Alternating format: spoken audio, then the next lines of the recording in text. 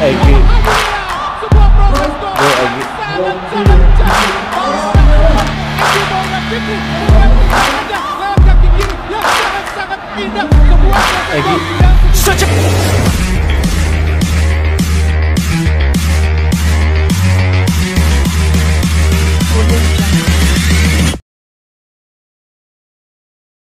Jelang laga kedua grup A Piala AFF 2022 kontra Brunei Darussalam, setidaknya ada 3 pemain timnas Indonesia yang harus dicadangkan Sintayong. Siapa saja mereka? Usai melakoni laga perdana kontra Kamboja, timnas Indonesia akan melanjutkan kiprahnya di Piala AFF 2022 dengan bertandang ke markas Brunei Darussalam di laga kedua grup A, Senin tanggal 26 Desember tahun 2022. Di laga kedua grup A ini, skuad arahan Sintayong akan bertanding di Malaysia, tepatnya di Stadion Kuala Lumpur yang jadi kandangnya di ajang ini. Melawan Brunei Darussalam di laga tandang, timnas Indonesia pun berambisi meneruskan kiprah positifnya usai menang atas Kamboja di laga pertama, Jumat tanggal 23 Desember tahun 2022. Kemenangan pun akan menjadi harga mati bagi timnas Indonesia untuk bisa melanjutkan kiprahnya hingga ke babak semifinal Piala AFF 2022. Kebetulan, lawan skuad Garuda kali ini merupakan tim terlemah di grup A. Brunei Darussalam meraih predikat tersebut setelah menelan 2 kekalahan dengan skor besar di 2 laga awal grup A Piala AFF 2022. Di 2 laga awal grup A, Brunei Darussalam telah kebobolan 10 gol dan baru memasukkan 1 gol saja, dengan rincian kalah 0-5 dari Thailand dan tumbang 1-5 dari Filipina. Menghadapi tim lemah seperti Brunei, timnas Indonesia pun tak perlu menurunkan para pemain utamanya dan melakukan rotasi.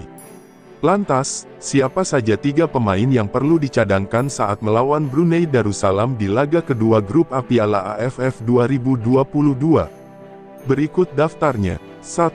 Witan Sulaiman. Dengan alasan rotasi, Sintayong perlu mengistirahatkan para pemain utamanya di laga kontra Brunei Darussalam.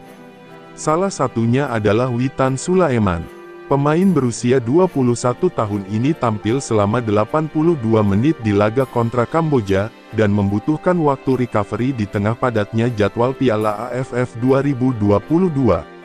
Di laga kontra Brunei nanti, Witan pun bisa dicadangkan terlebih dahulu agar fisiknya pulih di laga ketiga kontra Thailand yang bisa menjadi penentu langkah timnas Indonesia di Piala AFF 2022.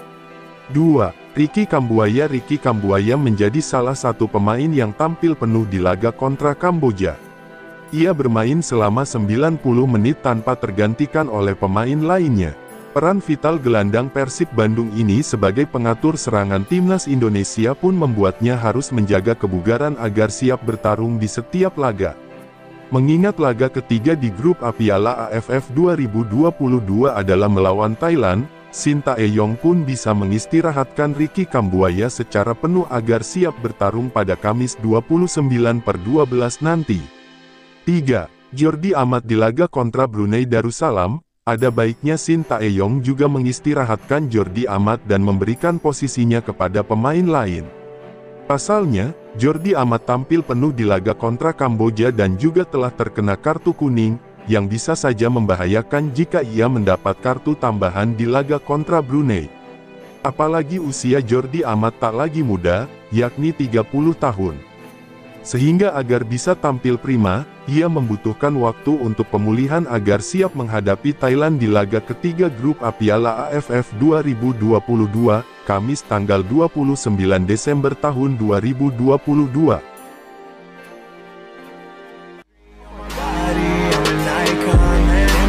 About a 10, I should fuck her.